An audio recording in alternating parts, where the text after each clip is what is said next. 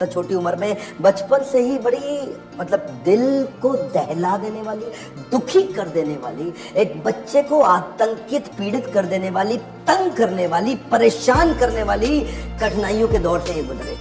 छोटे थे, पढ़ना चाहते थे, इनके अपने पिता से बहुत रिक्वेस्ट करते थे, लेकिन क्योंकि दलित समाज में एक महार जात में इनका जन्म हुआ तो कोई इनको पढ़ने की सुविधा नहीं थी। वहां पे आम बच्चों के साथ इनको पढ़ने नहीं दिया जाता था। पिता ने इनको बड़ी किसी तरह जुगाड़ लगा करके किसी वहां नजदीक के स्कूल में एडमिशन कराया तो उसको बैठने नहीं दिया गया, बोला बाहर बैठ के पढ़ेगा। सोचो छोटा बच्चा, उसको बाहर बैठा के, अच्छा पढ़ाई में इतनी रुचि कि बाहर बैठ के इतना ध्यान से पढ़ता। एक बार मास्टर ने इनको बोला इधर आओ, ये ब्लैक बोर्ड पे सवाल तो सॉल्व करके दिखाओ। अच्छा ये ब्लैक बोर्ड पे सवाल सॉल्व करने गया तो अचानक बच्चे चिल्ला है मास्टर जी नीची जाति का है। और इतना ही नहीं, बच्चे चिल्ला के भागने लगे ब्लैक बोर्ड की तरफ। ये हैरान हुआ क्यों भागे, तभी देखा सारे बच्चों ने अपने टिफिन उठाए, वहां से उठा के पीछे करने लगे, धक्का मारने लगे। क्यों?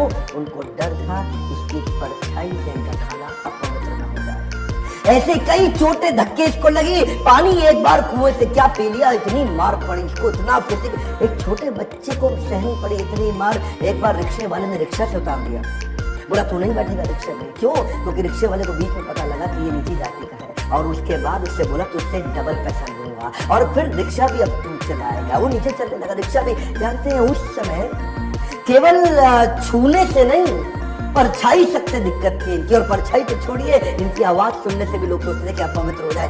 ये जो आवाज से अपवित्र, परछाई से अपवित्र, छूने से अपवित्र, ये दर्द जो उनको सहना पड़ा, ये दर्द इनकी जिंदगी में बहुत बड़ा रोल प्ले किया आगे चल के इनकी लीडरशिप को बिल्ड करने में। जानते हैं संस्कृत नहीं पढ़ाई जा रही थी, बोलते संस्कृत तो ब्राह्मणों के पढ़ने के लिए, तेरे पढ़ने के लिए तो है नहीं, स्कूल से निकाल दिया जाता था। तो सायाजी महाराज गायकवाड़ नाम के एक राजा वहीं हुआ करते थे, जिन्होंने इसकी तकलीफ को समझा और वो इनकी तकलीफों को पहचानते थे। बहरहाल इनकी पढ़ने की इतनी इच्छा को देख के उन्होंने इसको स्पॉन्सर किया, स्कॉलरशिप दी ताकि ये जाके वेस्ट में लंबी पढ़ाई कर सके। सबसे निचले पायदान से उठा हुआ महार जात का लड़का जाकर के इंटर करके आया इंग्लिश में मुंबई से, उसके बाद वही बीए करी, पॉलिटिकल साइंस और इकोनॉमिक्स में, रुका नहीं।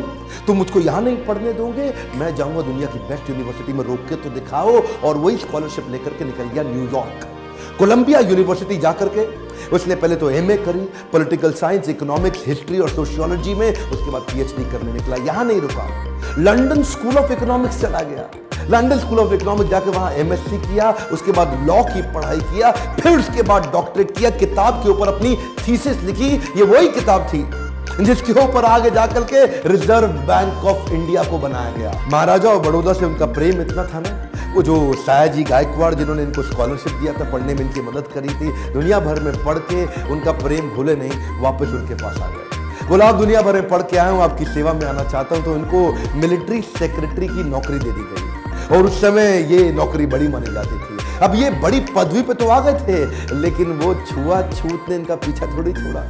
वहां भी जो सरकारी पियोन होता था ना, वो उनको फाइल दूर से फेंक के दिया करता था। बोला तू नीच जात का है, आज गद्दी पे बैठ गया तो क्या, दूर से फाइल फेंकते थे, उसके पास नहीं जाते थे। उनको खाने के लिए बोलते थे बाहर जाके खा। आज भी वो कुएं से पानी नहीं पी सकते थे, इतनी एग्जॉल्टेड पोजीशन पे। बाबा साहब अंबेडकर की तकलीफों का सिलसिला थमा थोड़े ही।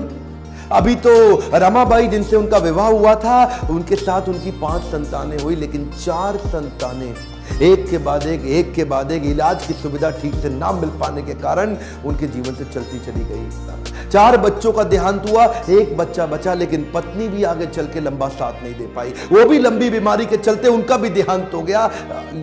बाबा साहब अंबेडकर, जो अब इस समय कोई भी आदमी टूट सकता था, जिसका अपना स्वाभिमान ही खत्म हो जाए, लेकिन ये क्या किए, ये साथ साथ अपने देश के लिए लड़ते रहे और घर की तकलीफों से अपने आप को रोकने नहीं दिया। सत्याग्रह पे निकल गए। 1927 के इस महान सत्याग्रह में ये जिद पे अड़ गए कि सब दलितों को कुएं से पानी पीने का अधिकार दिला के रहूंगा।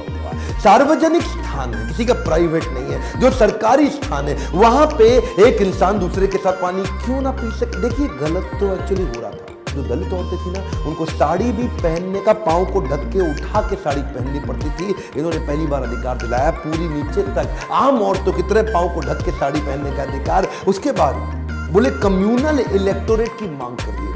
कम्युनल इलेक्टोरेट में ये चाहते थे कि कम्युनिटी के आधार पे हमारी वोटिंग की सुविधा अलग हो, उसमें थोड़ा गांधी जी अड़ गए। क्योंकि गांधी जी जानते थे कि ये अंग्रेज लोग मिल करके हमारी सारी जातियों को तोड़ के अलग कराना चाहते। गांधी जी ने इनको समझाया। देखो क्या बोले अंबेडकर जी, मैं आपको रिजर्वेशन दिला दूंगा, मैं आपको बाकी सब मदद करूंगा, सब करूंगा, लेकिन अलग नहीं करते। अब जातियों के आधार पे अगर देश को अलग किया तो मुझे स्वतंत्रता नहीं मिल पाएगी, मैं अंग्रेजों से लड़ नहीं पाऊंगा, मेरे साथ खड़े होके मेरी ताकत बनो। वो जब अंबेडकर नहीं माने तो गांधी जी ने फिर उनको रिक्वेस्ट की और उसके बाद अनशन पे बैठ गए गांधी जी। बहरहाल अंबेडकर उस समय उनके सामने बड़ी दुविधा आ गई।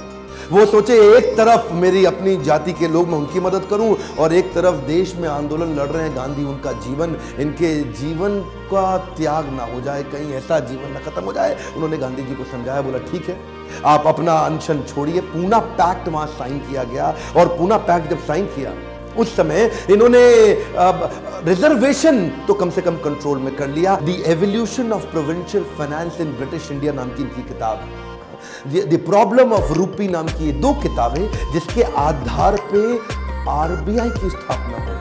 मैं दोबारा बोल दूं क्या, इन्होंने जो किताबें लिखी उसके आधार पे आरबीआई की स्थापना करी गई। You can you imagine, Bharat के सबसे निचले पायदान से आया एक यंग लड़का जिसकी कोई मदद करने वाला नहीं, आज उसकी बुद्धि पे आधारित हमारे कॉन्स्टिट्यूशन की स्थापना भी की जाए। 1947 में भारत आजाद हुआ और गांधी जी के पास नेहरू अपनी पूरी कैबिनेट की लिस्ट लेकर के आए।